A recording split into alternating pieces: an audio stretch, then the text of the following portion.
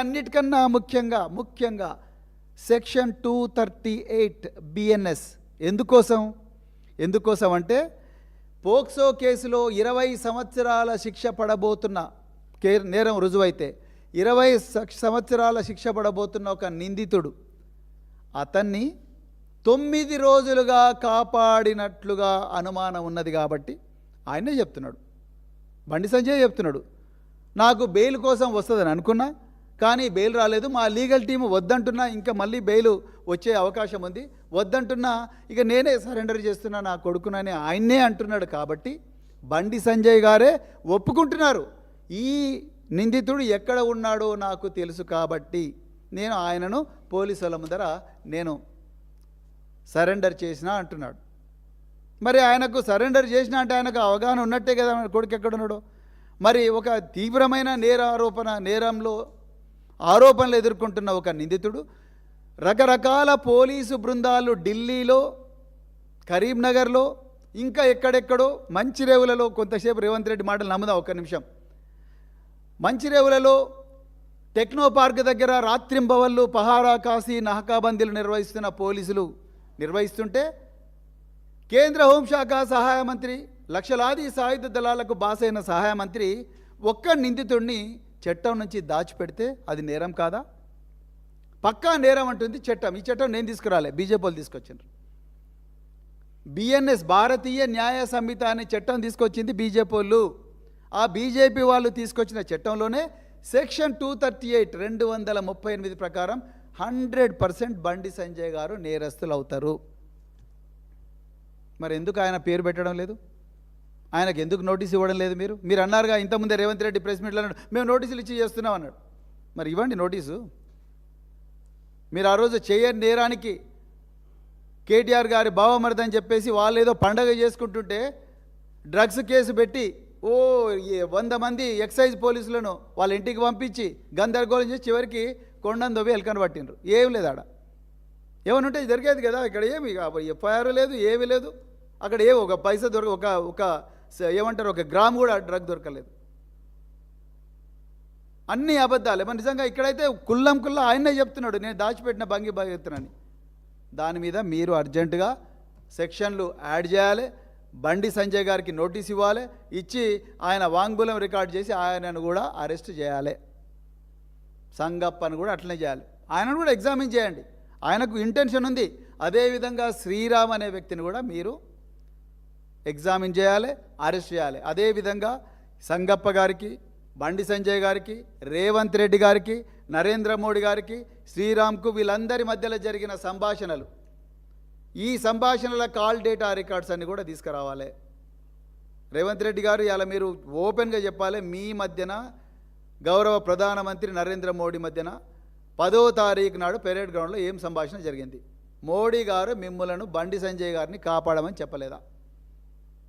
ఏ దేవుని దగ్గర పోదామంటే ఆ దేవుని దగ్గరికి వస్తా, లక్ష్మీనరసింహస్వామి దగ్గర పోదాం, లక్ష్మీనరసింహ పోదామా, లేకపోతే శ్రీశైలం మల్లన్న దగ్గరికి పోదామా, లేకపోతే ఉమామహేశ్వర స్వామి దేవాలయానికి పోదామా, సిరిసనగండ్ల లక్ష్మీనరసింహ శ్రీరామచంద్రుల దేవాలయానికి పోదామా, మీరు ఏ దేవాలయానికి అంటే ఆ దేవాలయానికి, భాగ్యలక్ష్మి దేవాలయానికి దగ్గర పోదామంటే పోదాం.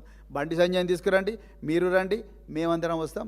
ఆ తడి బట్టలతో పోయి మీరు చెప్పండి, ఆ రోజు ప్రమాణం చేయండి, మీకు నరేంద్ర మోడీ గారు బండి సంజయ్ని కాపాడమని చెప్పలేదా? అందుకొరకే మీరు 9 రోజులు వెయిట్ చేయలేదా?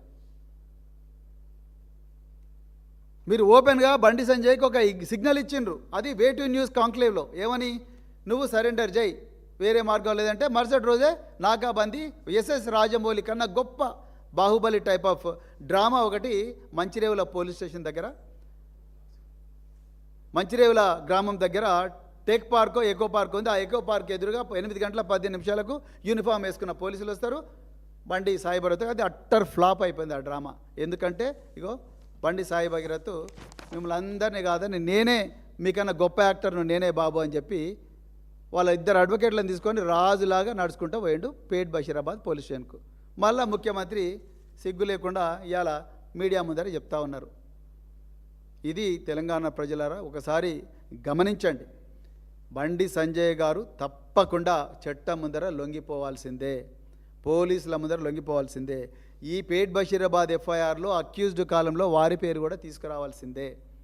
అదేవిధంగా బండి సంజయ్ గారి ఇంటి ముందర ఉండే సీసీటీవీ కెమెరాలు, దాంట్లో ఉండే ఫూటేజెస్ అంతా కూడా అర్జెంటుగా తీసుకోవాల్సిందే. ఆనాడు బండి సంజయ్ గారి ఇంటి దగ్గర ఉండే ఏవైతే 22, 23 ఏప్రిల్ నాడు ఉండే కాల్ డేటా రికార్డ్స్ అన్ని కూడా భద్రంగా ప్రిజర్వ్ చేయాల్సిందే. వేరే మార్గం లేదు. ఇవన్నీ మీరు చేయడం లేదంటే మాత్రం తప్పకుండా మీరు ఈ కేసును నీరుగార్చే ప్రయత్నమే చేస్తున్నారు. ఇది ముమ్మాటికి వాస్తవం. అదేవిధంగా ఈ సోషల్ మీడియాలో మరి దాదాపుగా 100 మంది ఈ అమ్మాయికి సంబంధించి చాలా అత్యంత నీచమైన అశ్లీలమైన కామెంట్స్ పెట్టిండ్రు. ఆమె ఫోటోలు, ఆమె వీడియోలని కూడా చేసిన వాళ్ళందరినీ ఏ విధంగా అయితే గౌరవ న్యాయమూర్తి మీద అభ్యంతరకర పోస్టు పెట్టిన దుర్మార్గుని ఏ విధంగా అయితే తీసుకొచ్చిండ్రో అదేవిధంగా వీళ్ళందరినీ కూడా తీసుకురావాలి. వీటి కోసం మేము పోరాటం చేస్తాం. వీళ్ళందరి మీద యాక్షన్ తీసుకునేదాకా బీఆర్ఎస్ పార్టీ పోరాటం చేస్తుంది. చివరిగా నేను మళ్ళొకసారి చెప్తా ఉన్నా, ఈ కేసులో మొదటి నుంచి కూడా బాలిక పక్షాన నిలబడ్డది బీఆర్ఎస్ పార్టీ. కేసీఆర్ గారు, కేటీఆర్ గారు, మా నాయకత్వం అంతా కూడా బాలిక పక్షాన నిలబడ్డది. బాలికకు న్యాయం జరగాలని తెలంగాణ రాష్ట్రం అంతా కూడా రోడ్ల మీదకి వచ్చింది. బీఆర్ఎస్ పార్టీ ఆ విధంగా ప్రజలను ముందుకు నడిపించింది. బాలికను అఘాయిత్యం చేసిన భగీరథను కాపాడాలని అహోరాత్రులు కష్టపడ్డది రేవంత్ రెడ్డి. బండి సంజయ్, బీజేపీ నాయకులు, రామచంద్రరావు ఏం మాట్లాడుతున్నారు? రామచంద్రరావు గారు, మీరు లాయరా? మీరు అడ్వకేటా? అడ్వకేట్ అయితే మీరు ఏం మాట్లాడుతున్నారు? ఇదంతా బండి సంజయ్కి చెందిన వ్యవహారం, అది వాళ్ళ కొడుకు సంబంధించిన వ్యవహారం, బండి సంజయ్కి ఏం సంబంధం అంటున్నారు. మీరు ఎప్పుడన్నా ఆ తల్లి కంప్లైంట్ చదివినరా రామచంద్రరావు గారు? మీరు చాలా లాయర్ కదా, పెద్ద లాయర్ కదా, మీ దగ్గర ఇంకొక లాయర్ ఉంటాడు, ఆయన ఇప్పుడు ఎంపీ రఘునందన్ రావు గారు. మరి మీరు అంటే ఉరికొస్తారు కదా, పట్టుకొని డిబేట్లకు వాటికి వీటికి వస్తారు కదా, మరి దీంట్లో ఎందుకు రావట్లేదు మీరు? మరి అన్ని అబద్ధాలే మాట్లాడుతూ ఉన్నారు. ఎక్కడ పోయినారు మీ మహిళా నాయకురాలు? ఎక్కడ పోయినారు మీ రచనారెడ్డి గారు? ఆమె కూడా పేరు మోసిన లాయర్ కదా.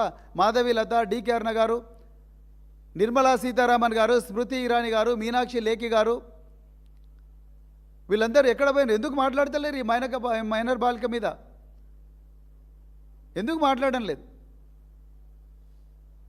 రేవంత్ రెడ్డి గారు 17 కోట్ల రూపాయలు ఈరోజు బీఆర్ఎస్ పార్టీ మీద పెట్టిన అక్రమ కేసులకు ఖర్చు పెట్టడానికి మీరు ఖర్చు పెట్టినరు.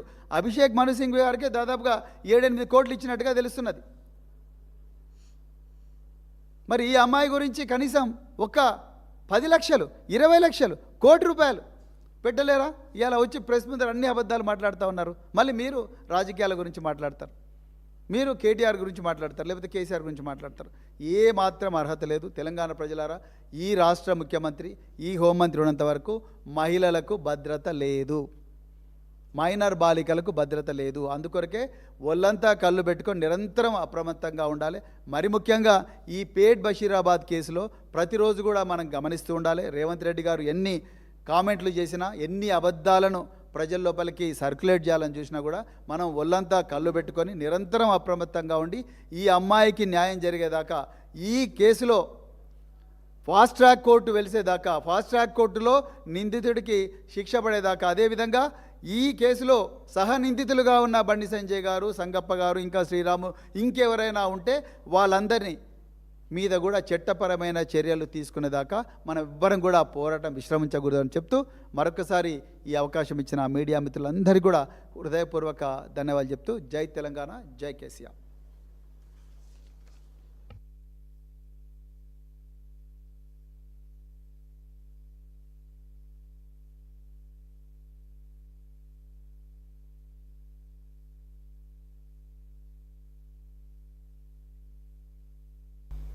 ఈరోజు తెలంగాణ భవన్లో ఏర్పాటు చేసిన మీడియా మిత్రులందరికీ కూడా నమస్కారం. ఈరోజు తెలంగాణ భవన్లో